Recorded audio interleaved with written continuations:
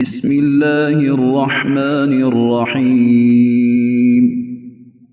سورہ طلاق، سورت نمبر 65۔ شروع کرتا ہوں اللہ تعالیٰ کے نام سے جو بڑا مہربان نہایت رحم والا ہے۔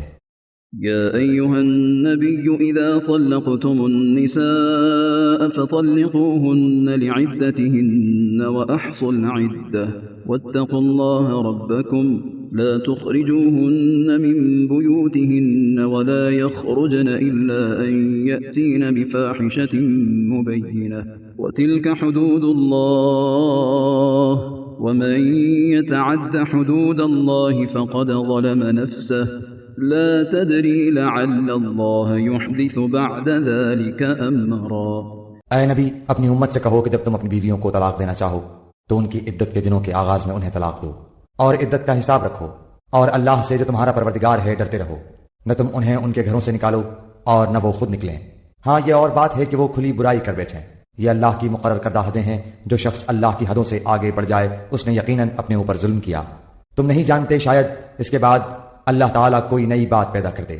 فَإِذَا بَلَغْنَ أَجَلَهُنَّ فَأَمْسِكُوهُنَّ بِمَعْرُوفٍ أَوْ فَارِقُوهُنَّ بِمَعْرُوفٍ وَأَشْهِدُوا ذَوَيْ عَدْلٍ مِّنكُمْ وَأَقِيمُوا الشَّهَادَةَ لِلَّهِ ذَلِكُمْ يُوعَظُ بِهِ مَن كَانَ يُؤْمِنُ بِاللَّهِ وَالْيَوْمِ الْآخِرِ وَمَن يَتَّقِ اللَّهَ يَجْعَل لَّهُ مَخْرَجًا۔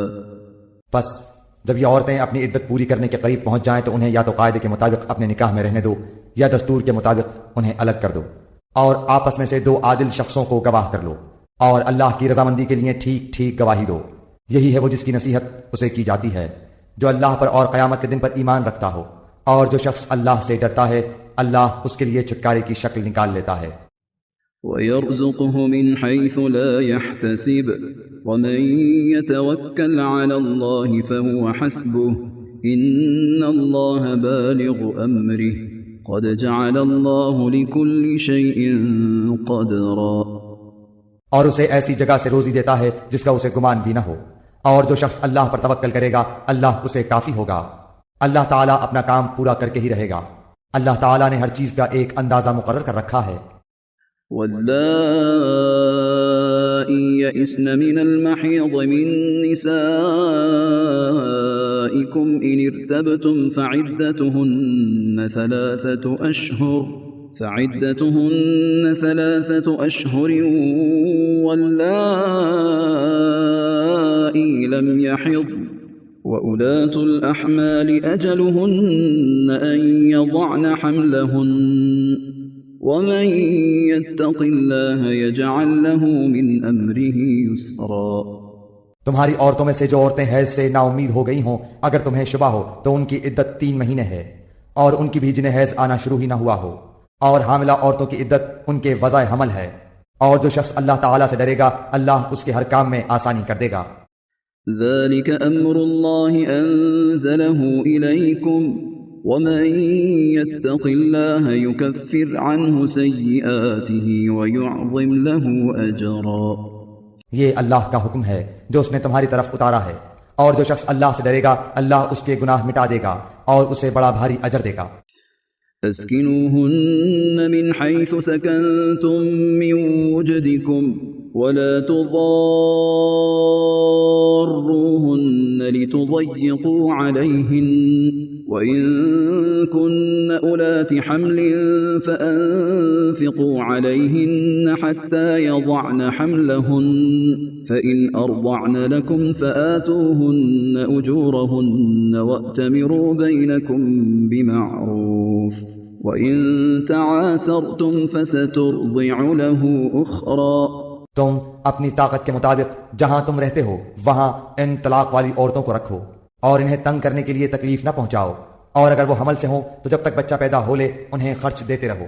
پھر اگر تمہارے کہنے سے وہی دودھ پلائیں تو تم انہیں ان کی اجرت دے دو، اور باہم مناسب طور پر مشورہ کر لیا کرو، اور اگر تم آپس میں کشمکش کرو تو اس کے کہنے سے کوئی اور دودھ پلائے گی۔